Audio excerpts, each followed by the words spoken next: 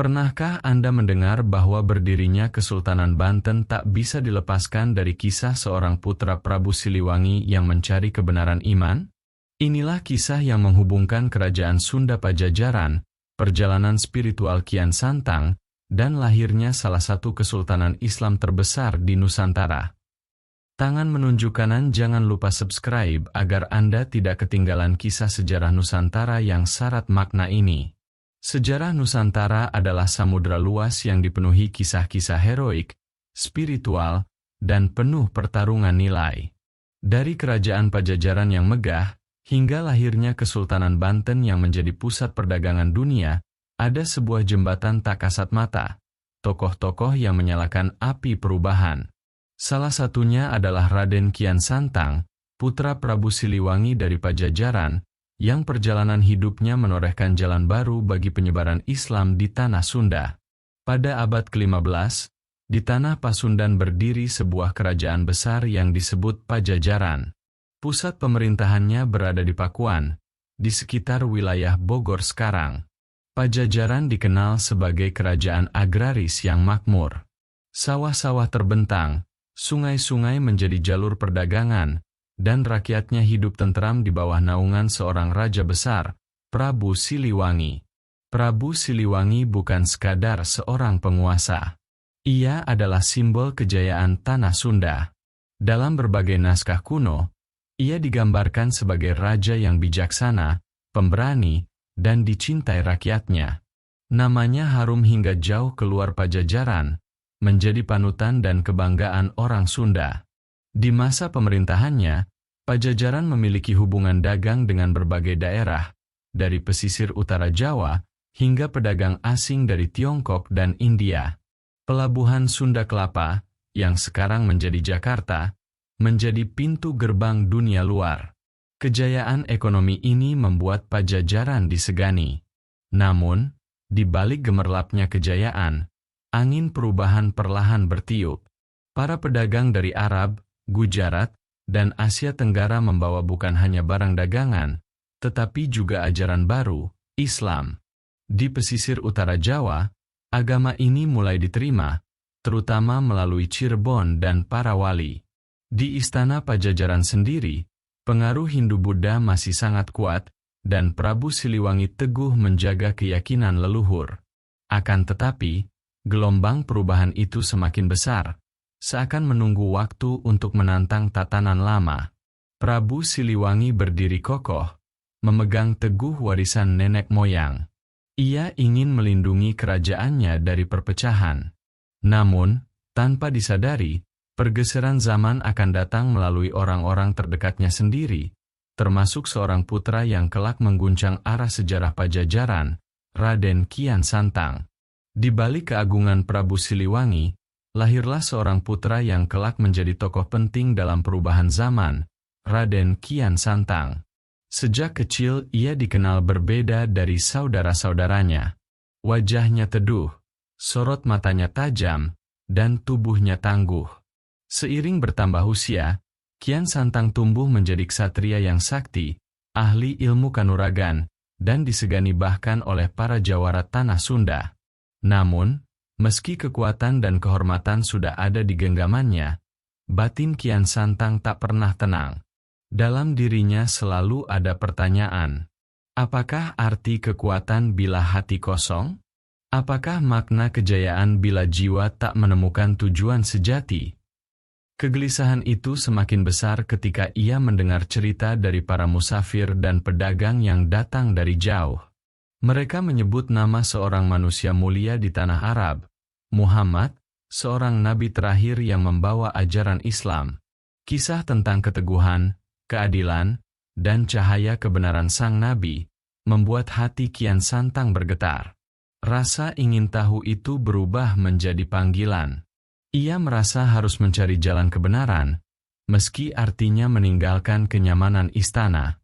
Konon, Kian Santang melakukan perjalanan jauh, menembus hutan, gunung, hingga lautan, demi mencari para ulama yang bisa menjelaskan ajaran Islam.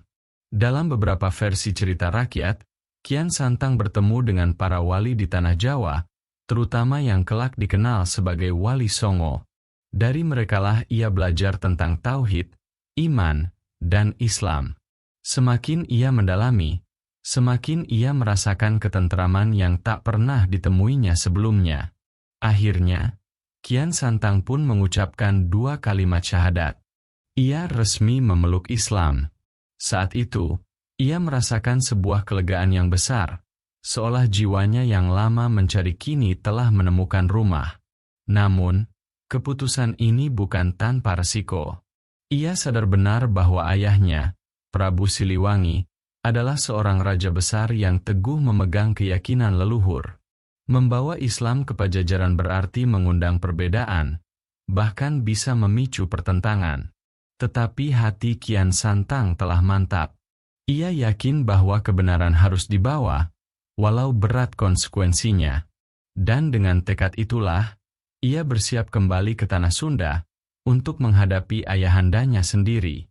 Setelah perjalanan panjang dan pencarian batin yang melelahkan, Raden Kian Santang akhirnya kembali ke tanah kelahirannya, Pajajaran. Namun ia tidak lagi sama.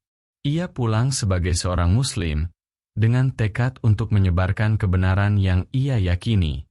Di Istana Pakuan, kabar kepulangan Kian Santang membuat hati Prabu Siliwangi bergetar. Sang raja menyambutnya dengan penuh kasih sayang, sebab bagaimanapun ia adalah darah dagingnya. Namun, di balik kebahagiaan itu, tercium pula aroma perubahan. Sang putra yang dulu seorang satria Hindu yang gagah, kini datang membawa ajaran baru. Ketika duduk berhadapan, dialog besar antara ayah dan anak pun terjadi. Kian Santang dengan lembut menjelaskan bahwa ia telah menemukan ketenangan dalam Islam. Ia bercerita tentang Nabi Muhammad, tentang tauhid, dan tentang kehidupan setelah mati. Dengan penuh hormat, ia memohon agar sang ayah mau membuka hati. Namun Prabu Siliwangi, raja besar yang menjaga warisan leluhur Sunda, menatap anaknya dengan mata yang teduh namun tegas. "Anakku, jalan yang kau pilih adalah jalan barumu. Tapi aku terikat pada janji leluhur, pada adat dan keyakinan yang telah kupegang sejak dulu. Seorang raja tidak boleh meninggalkan titipan para pendahulu begitu saja." Kata-kata itu terasa seperti tembok kokoh. Kian Santang mencoba lagi, kali ini dengan lebih keras, menjelaskan bahwa kebenaran Islam bukan sekadar keyakinan pribadi, tetapi cahaya untuk umat manusia.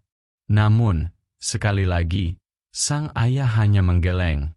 Perdebatan ayah dan anak itu seolah simbol benturan 2 zaman, agama lama yang telah lama berakar, dengan agama baru yang tengah tumbuh di tanah Jawa. Menurut beberapa cerita rakyat, pertentangan itu begitu kuat sehingga Prabu Siliwangi akhirnya memilih untuk meninggalkan istana. Ia berjalan bersama para pengikutnya, masuk ke dalam hutan belantara. Konon, di suatu tempat, tubuhnya dan para pengikut berubah menjadi harimau, macan kumbang, serta makhluk gaib penjaga tanah Pasundan. Inilah yang disebut dengan legenda Raja Siluman Harimau.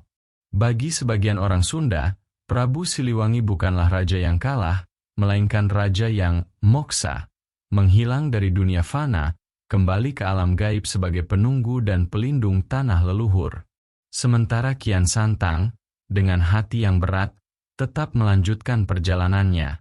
Ia tahu ia tidak bisa memaksa ayahnya. Tugasnya kini adalah menyebarkan Islam bersama para wali, melanjutkan estafet dakwah, dan membuka jalan baru bagi generasi berikutnya. Dan dari titik inilah, hubungan Pajajaran dengan Islam memasuki babak baru yang akan menuntun lahirnya Cirebon, lalu Banten, sebagai pusat kekuatan Islam di tanah Sunda. Setelah meninggalkan istana Pajajaran dan gagal meyakinkan ayahandanya, Kian Santang menyadari bahwa tugasnya tidak berhenti di sana. Ia harus mencari jalan lain untuk menegakkan dakwah Islam di tanah Sunda. Perjalanannya membawanya ke sebuah kota pesisir yang mulai tumbuh pesat, Cirebon. Kota ini berada di jalur perdagangan penting, tempat para pedagang dari Arab, Gujarat, dan Tiongkok sering berlabuh. Tapi lebih dari sekadar pelabuhan dagang, Cirebon adalah pusat dakwah Islam yang mulai bersinar terang di tanah Jawa Barat. Di sana, berdirilah seorang ulama besar, Sunan Gunung Jati. Beliau bukan hanya seorang penyebar agama, tapi juga seorang pemimpin yang mampu menyatukan masyarakat dengan ajaran Islam yang penuh kedamaian. Dengan bijak, beliau membangun Cirebon bukan hanya sebagai kota pelabuhan, melainkan juga pusat ilmu dan spiritualitas. Kian Santang menemukan tempatnya di Cirebon. Ia bergabung dengan Sunan Gunung Jati, membantu memperkuat dakwah, dan belajar strategi bagaimana menyebarkan Islam tanpa harus mengangkat senjata. Dari sinilah Islam makin kokoh di tanah Sunda. Namun, pertumbuhan Cirebon berarti satu hal, kekuatan Pajajaran mulai tergeser. Apa yang tak bisa dilakukan oleh Kian Santang sendirian di istana ayahnya, kini dilakukan perlahan oleh arus masyarakat yang menerima ajaran Islam di pesisir. Pajajaran, dengan istananya yang jauh di pedalaman, mulai kehilangan kendali atas wilayah pesisirnya. Hubungan antara Cirebon dan Pajajaran semakin menegang.